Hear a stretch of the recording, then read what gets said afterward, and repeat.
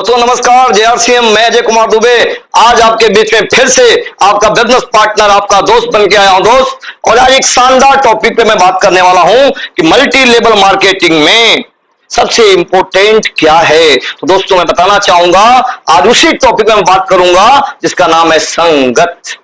दोस्तों पुराने जमाने में भी लोग कहा करते हैं कि जैसी होगी संगत वैसी जीवन में होगी रंगत।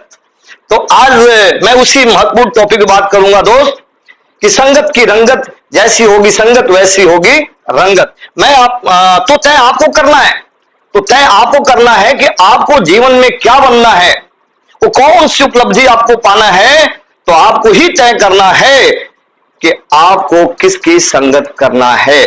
नेटवर्क मार्केटिंग में जुड़ने के बाद आप डॉक्टर हो सकते हैं, आप इंजीनियर हो सकते हैं, आप वकील हो सकते हैं, आप कोई भी अदर बिजनेस कर सकते हैं, लेकिन नेटवर्क बिजनेस में कामयाब होने के लिए आपको नेटवर्क बिजनेस में, नेटवर्क मार्केटिंग के बिजनेस में कामयाब व्यक्तियों की संगत करनी पड़ेगी। अगर आप डॉक्टर बनना है, यदि आपको डॉक्टर बनना है जीवन में, तो जाहिर सी बात है कि आपको डॉक्टर की संगत करनी पड़ेगी। अगर आपको वकील बनना है तो जीवन में, तो आपको बड़े अच्छे वकीलों की संगत करनी पड़ेगी। अगर आपको एक बहुत बड़ा बिजनेस खड़ा करना है, ट्रेडिशनल बिजनेस, लाखों करोड़ों रुपए लगा के एक फैक्ट्री लगाना है, तो आपको किसी फैक्ट्री वाले सफल व्यक्ति की संगत करनी पड़ती है दोस्त। उसी तरह आरसीएम बिजनेस में भी कामयाब होने के लिए, इस बिजनेस में जिन लोगों ने कामयाबी की बुलंदियों को छुआ है, आपको रॉयल्टी बनना है तो रॉयल्टी अचीवर की संगत करनी पड़ेगी। आपको टेक्निकल बनना है, टेक्निकल अचीवर की संगत करनी पड़ेगी। यानी जिस क्षेत्र में कामयाब होना है उस क्षेत्र के कामयाब व्यक्तियों की संगत करनी पड़ेगी दोस्त। लेकिन नेटवर्क मार्केटिंग का एक माइनस पॉइंट क्या है, अधिकतर लोग नेटवर्क मार्केटिंग में इतिहास रचना चाहते हैं लेकिन अपने पड़ोसी की संगत में रहते हैं, उनकी बातें सुनते हैं जो इस बिजनेस में कामयाब नहीं होते दोस्त। तो आपको नेटवर्क मार्केटिंग में कामयाब होने के लिए अपने सीनियर अपलायंस, कौन से अपलाइन, आपके ऊपर के जुड़े हुए व्यक्ति को अपलाइन बोलते हैं, लेकिन वो अपलाइन होते हैं, लेकिन जो इस बिजनेस में तेज गति से आगे बढ़ रहे हैं उनको बोलते हैं एक्टिव, इफेक्टिव एंड ग्रोइंग। यानी वो व्यक्ति जो बेहद बिजनेस को लेके एक्टिव है, उसके लिए जीना मरना सब कुछ इस बिजनेस के साथ है, हर पल एक्टिव रहता है, हर पल टीम को सपोर्ट करने के लिए तैयार रहता है, वो एक्टिव व्यक्ति होना चाहिए। इफेक्टिव यानी उसके साथ रहने के बाद आपके जीवन की सारी समस्या छोटी पड़ने लगे। इतना मोटिवेटेड वो व्यक्ति रहता है कि उसके पास जाने के बाद आपके सपने बड़े हो जाते हैं, उसके साथ रहने के बाद आपके कुछ करने की उत्साह पैदा हो जाती है। ऐसा इफेक्टिव यानी अच्छा महसूस कराने वाला होना चाहिए। इसके बाद ग्रोइंग, जो हर पल टारगेट बना के काम करते हैं, हर पल अपने टीम को जीतने और जिताने के लिए काम करते हैं, पूरी टीम को साथ लेके चलने का प्लान करते हैं। ऐसे अपलाइन की संगत में आप रहें तो आप कामयाब हो सकते हैं।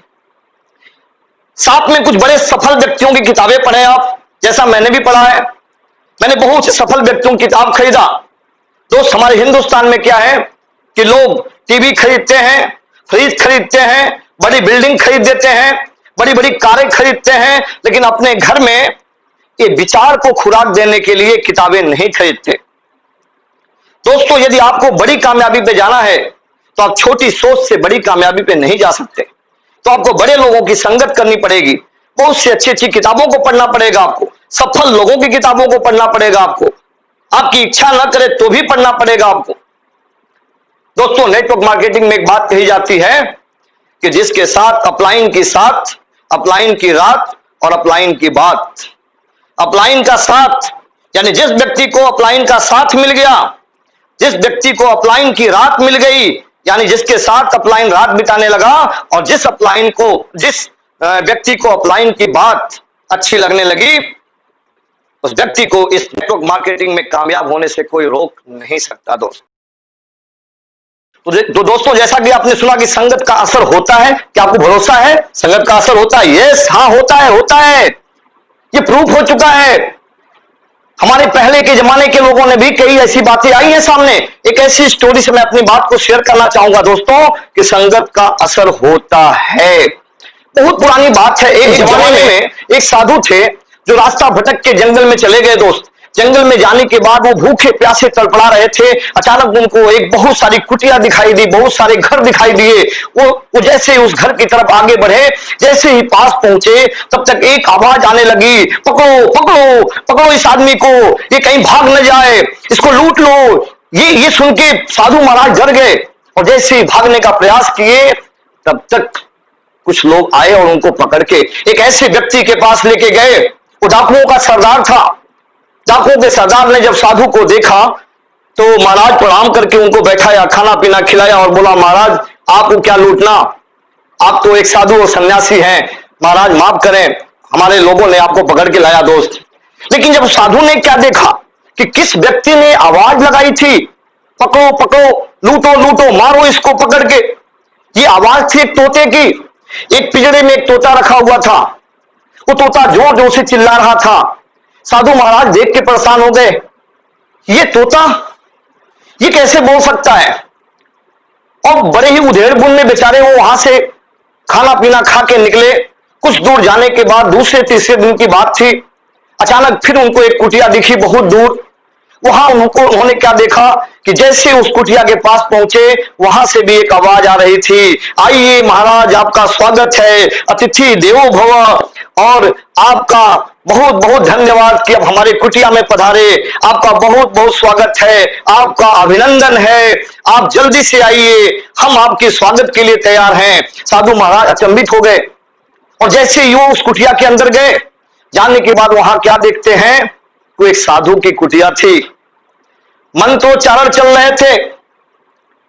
सारे साधुओं ने जब इन साधु को देखा तो उनको बैठाया, उनके पांव धुले गए। पांव धुलने के बाद उनको अच्छे अच्छे फल और फूल खिलाए गए। खाने पीने के बाद कुछ देर के बाद वो क्या देखते हैं कि वहां भी एक तोता था, लेकिन वो तोता रामायण पढ़ रहा था। वो तोता वेदों का उच्चारण कर रहा था। साधु महाराज परेशान हो गए कि एक ही जाति का होने के कारण तोता वो भी था, तोता ये भी था। अरे वो डाकुओं की संगत में गया तो लूटो मारो पकड़ो सीख गया, और ये साधुओं की संगत में आया तो वेदों का ज्ञानी बन गया। दोस्त, मैं कहना चाहता हूं कि जब पशुओं और जीव जंतुओं पे संगत का असर पड़ता है तो आप और हमारे में क्यों नहीं पड़ता है? बिल्कुल पड़ता है। तो आपकी लाइफ में कामयाब होने के लिए संगत का बहुत बड़ा इंपॉर्टेंट है। दूसरा एक एग्जाम्पल मैं आपको देना चाहूंगा दोस्त, हमारे साइंटिस्टों ने भी ये प्रूव कर दिया है कि संगत का असर होता है। यूएसए में आज के बहुत साल पहले एक चील के ऊपर एक सर्वे किया गया। चील का बच्चा वो छोटी उम्र में जब होता है, चील के बच्चे के विषय में कही जाती है कि चील एक ऐसा पक्षी होता है जो आंधियों के विपरीत दिशा में उड़ के 80 किलोमीटर प्रति घंटा की स्पीड में आंधियों की रफ्तार के विपरीत उड़ के चीर के उस आंधियों को उल्टा उड़ने का प्रयास करता है और उड़ के दिखाता है। चील की मां जब बच्चे को जन्म देती है तो सबसे ऊंचे पेड़ों को चुनती है और सबसे ऊंचे पेड़ों पे वो बच्चे को जन्म देती है, और जन्म देने के बाद ऊंचे ऊंचे पेड़ों से लात मार के उन बच्चों को नीचे फेंकती है। और जब वो बच्चा नीचे आने लगता है, जमीन की सतह पे आने लगता है और अपने पंख से उड़ नहीं पाता है, तो चील की जो मां होती है वो आके उसको कैच करके फिर उस पिंजरे पे लेके जाती है। इस तरह से कई बार करती है जब तक वो बच्चे उड़ने न लगे दोस्त। और इस धरती पे एकमात्र चील ही है कि जब आंधियों और तूफान की गड़गड़ाहट जब आवाज आने लगती है तो सारे पशु और पक्षी सुरक्षित स्थान को ढूंढते हैं, लेकिन चील अपने बच्चों के साथ उड़ने की तैयारी करती है और आगे खुद चलती है और पीछे अपने बच्चों को लेके चलती है, और बीच बीच में अपने रास्ते से रास्ता खाली करके उनको उन थपेड़ों से लड़ने का मौका देती है, और 80 किलोमीटर प्रति घंटा से चल रही आंधियों को भी विपरीत दिशा में चीर के निकल जाती है दोस्त। लेकिन वही चील के बच्चे को जब मुर्गियों के बच्चों के बीच में रखा गया, जब मुर्गियों के बच्चों के बीच में रखने के बाद वो चील का बच्चा बड़ा हुआ, 6 महीने बीते, मुर्गियों के बच्चे भी बड़े हुए और चील का बच्चा भी बड़ा हुआ, तो साइंटिस्टों ने क्या किया, एक साथ उसमें जितने भी 150-200 थे वो सब मुर्गियों के बच्चे बड़े हुए थे, उसमें एक मात्र बच्चा था चील का बच्चा भी बड़ा हुआ, मुर्गियों के बच्चे भी बड़े हुए। लेकिन जब फायरिंग हुई पहली फायरिंग हुई तो मुर्गियों के बच्चे भी उछले और चील का बच्चा भी उछला, मुर्गियों के बच्चे भी उछले और चील का बच्चा भी उछला। ये एक बार हुआ, दोबारा फायरिंग हुई, फिर वही हुआ, मुर्गियों के बच्चे उछले, चील का बच्चा भी उछला। एक बार, दो बार, तीन बार, चार बार, पांच बार, 6 बार, 7 बार, 8 बार, 9 बार, 17 बार फायरिंग हुई और 17 बार चील का बच्चा भी उछला।